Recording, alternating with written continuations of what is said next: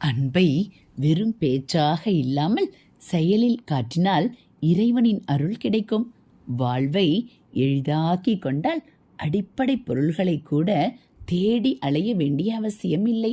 நமக்கு உணவு தருபவனுக்கு நல்ல உணவும், நமக்கு உடை தருபவனுக்கு நல்ல உடையும் கொடுக்க தவறிவிட்டோம்.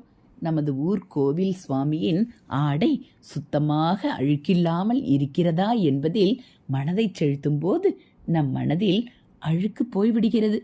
இறைவனை நினைத்து செய்யும் எந்த செயலுக்கும் பயன் கிடைக்கும். அறியாமல் செய்தால் கூட பலன் உண்டு. பொருளை பெருக்கிக் கொள்வதால் வாழ்க்கை தரம் உயர்ந்து விடாது. தரமான வாழ்க்கை மன நிறைவில்தான் கிடைக்கிறது.